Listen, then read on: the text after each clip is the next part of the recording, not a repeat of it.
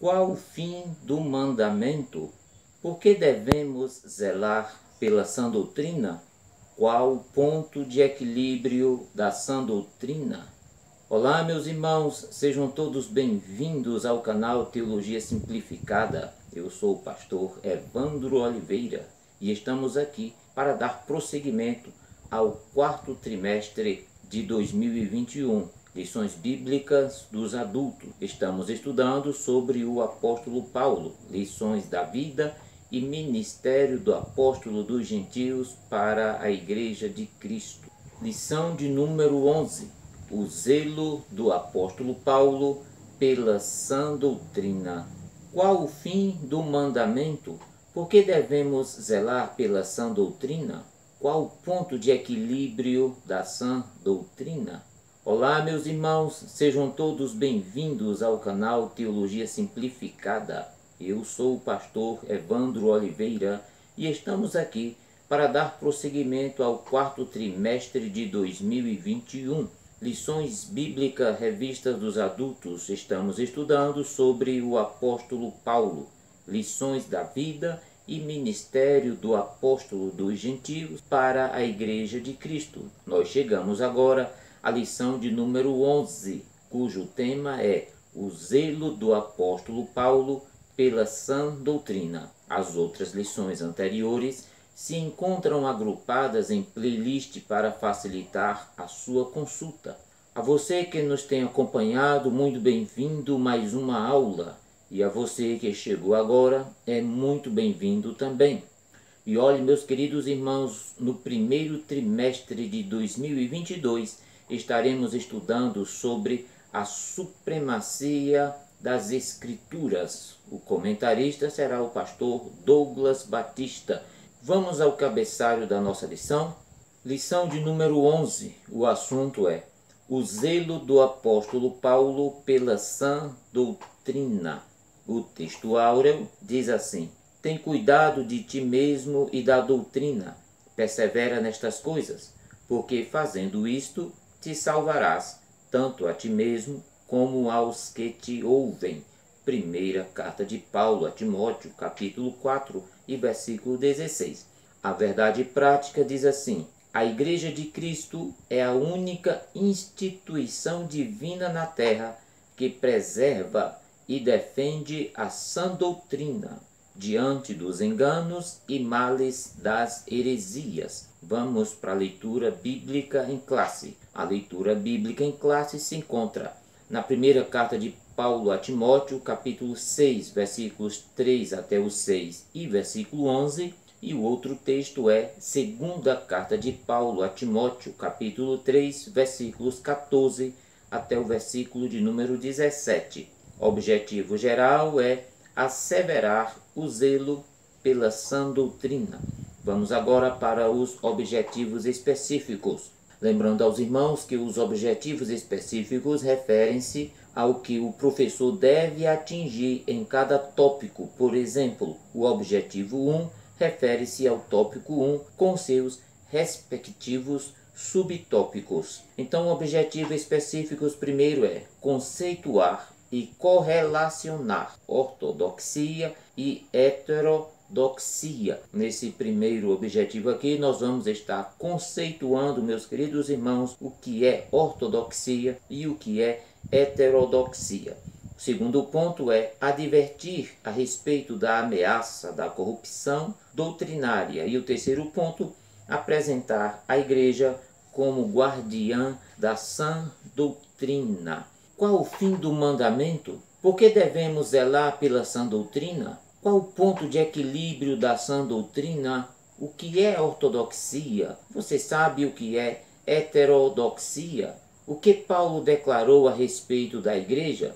Veja, meus irmãos, que o assunto que estudaremos nessa lição responderá a essas questões que se mostram importantes para a nossa caminhada na vida cristã. E oramos para que o Espírito Santo o enriqueça na graça e no conhecimento. Mas antes, meus queridos irmãos, de continuar, eu quero fazer 3 pedidos a você. Pode ser? O primeiro pedido é: se você é novo por aqui, faça a sua inscrição no nosso canal agora e eu vou dar um tempo para você fazer isso. O segundo pedido é: assista o vídeo até o fim. Tem subsídios, mapas, imagens e muito mais informações para você enriquecer a sua aula e você também ser ricamente abençoado por Deus. E o terceiro pedido é: caso você queira, deixe aí o seu comentário, porque ele é muito importante para todos nós. Muito bem, meus queridos irmãos, vamos ao primeiro ponto da nossa lição. Primeiro ponto da nossa lição: ortodoxia versus heterodoxia. Vamos conceituar primeiro o que é ortodoxia. Ortodoxia é uma palavra de origem grega. Vem de ortos, que significa reto, e doxa significa opinião. Daí surge a ortodoxia como crença correta. Crença correta é aquela que está conforme a verdade. Por exemplo, se eu acredito que o fogo é frio, a luz é escura e a água é seca, não estou crendo em fatos. A realidade não se ajusta àquilo que acredito. Ortodoxia cristã é a crença que se ajusta à realidade revelada. Vamos conceituar o que é heterodoxia. Heterodoxia é um termo grego que dá o sentido de opinião diferente, oposição aos padrões, normas ou dogmas estabelecidos. O prefixo da palavra heteros significa diverso. Veja que a sã doutrina tem um só parecer, enquanto a heterodoxia implica numa diversidade de opiniões sobre um mesmo assunto. Veja, meus irmãos, que na mente de Paulo era necessário manter a unidade doutrinária da fé cristã e combater com veemência as falsas doutrinas formuladas de conceitos pagãos filosóficos. Paulo adverte que a ortodoxia da fé cristã deveria sempre ser fortalecida com o ensino sadio e não aceitar a quebra da unidade doutrinária. Para ele, os falsos ensinos eram doutrinas de demônios para corromper a sã doutrina de Cristo. 1 Timóteo, capítulo 4, versículo de número 1. Diz assim a palavra do Senhor: o Espírito diz claramente que nos últimos tempos alguns abandonarão a fé e seguirão espíritos enganadores e doutrinas de demônios. Muito bem, meus irmãos, estamos na lição de número 11, cujo tema é o zelo do apóstolo Paulo pela sã doutrina, revista Adultos, lições bíblicas da CPAD, quarto trimestre de 2021, cujo tema é o apóstolo Paulo, lições de vida e ministério do apóstolo dos gentios para a igreja. Convido você agora a estudarmos o segundo ponto da nossa lição. Segundo ponto da nossa lição: a ameaça de corrupção doutrinária. Veja, meus irmãos, que no texto de 1 Timóteo, capítulo 1, versículo 3, Paulo adverte alguns para que não ensine outra doutrina. Capítulo 1, versículo 3 diz assim: partindo eu para a Macedônia, roguei que permanecesse em Éfeso para ordenar a certas pessoas que não mais ensinem doutrinas falsas. O zelo do apóstolo em preservar a sã doutrina era porque os homens que não respeitavam os ensinos dos apóstolos eram pessoas sem escrúpulos. Paulo identifica-os como lobos cruéis, vestidos de ovelhas, que investiam em cima do rebanho de Deus, não poupando ninguém. Veja Atos capítulo 20, versículo 29 e 30. Veja, irmãos, que a palavra outra é heteros, ou seja, diversa. Por isso, outra doutrina era aquela que nada tinha a ver com a genuína doutrina de Cristo. A igreja de Éfeso estava ameaçada por falsas doutrinas e corria sérios riscos em virtude da infiltração de perigosas heresias. Timóteo precisava admoestar as pessoas que se haviam infiltrado na igreja para pregar uma mensagem heterodoxa. A sã doutrina é absoluta e não admite que outro evangelho seja pregado. Nada é mais nocivo para a saúde espiritual da igreja do que as falsas doutrinas. Ninguém é mais perigoso para a igreja do que os falsos mestres. Você sabe muito bem, meus queridos irmãos, disso. As igrejas plantadas por Paulo e alguns outros apóstolos no mundo dos gentios, como Filipos, Tessalônica, Colossos, Éfeso, Creta e Corinto e outras mais, sofreram com a infiltração de conceitos filosóficos na interpretação das doutrinas ensinadas pelos apóstolos. Veja que havia no seio dessas igrejas judeus que afirmavam ter aceitado o Evangelho de Cristo, mas queriam costumes e conceitos para a vida da igreja, principalmente dos gentios convertidos. Eles traziam em sua bagagem religiosa ideias do legalismo judaico aliado ao gnosticismo. Eram coisas como, por exemplo, circuncisão, como, por exemplo, rito específico para judeus como a guarda do sábado, a abstenção de certos alimentos e outros costumes judaicos, os quais queriam impor aos gentios em sua nova vida em Cristo Jesus. Meus queridos irmãos, é lamentável que ainda haja espíritos judaizantes no seio da igreja de hoje que confundem a liturgia cristã com a liturgia judaica. A igreja pertence a um novo tempo e obedece ao Novo Testamento. Muito bem, meus queridos irmãos, não saia daí. Tem muito mais informações para você preparar a sua aula. Então vamos ao terceiro ponto da nossa lição. Terceiro ponto, a igreja como guardiã da sã doutrina. Veja que Paulo declarou à igreja de Éfeso que o papel dela era de sustentar a verdade divina perante o mundo.